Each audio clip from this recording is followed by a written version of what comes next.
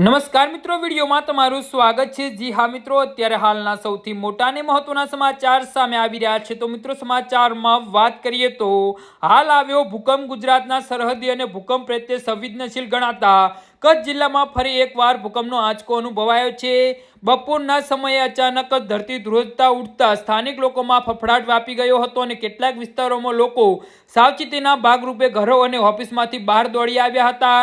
ગાંધીનગર સ્થિત institute of seismology અને રિસર્ચના જણાવ્યા અનુસાર કચ્છમાં આ ભૂકંપનો આંચકો આજે બપોરે બરાબર 12:39 કલાકે અનુભવાયો હતો। તો સિસ્મોલોજીસ્ટ વિભાગના આંકડા મુજબ આ ભૂકંપની તીવ્રતા રેક્ટર સ્કેલ પર 3.2 નોંધવામાં આવી છે, જેનું કેન્દ્ર બિંદુ કચ્છના ભચાઉ નજીક નોંધાયું છે। કચ્છમાં વારંવાર આવતા નાના મોટા આંચકાઓના કારણે સ્થાનિક માટે આ સ્થિતિ નવી નથી, પરંતુ રેક્ટર સ્કેલ પર 3 કરતાં વધુની તીવ્રતા હોવાના કારણે લીધે વહીવટીતંત્ર પણ સતર્ક બન્યું છે। રાહતની વાત તો એ છે કે આ ભૂકંપની તીવ્રતા મધ્ય કક્ષાની હોવાથી જિલ્લામાં ક્યાંયથી પણ જાનહાનિના કે મોટા માલસામાનના નુકસાનના અહેવાલો મળ્યા નથી। આપત્તિ વ્યવસ્થા થપ્પન તંત્ર દ્વારા પરિસ્થિતિ પર નજર રાખવામાં આવી રહી છે।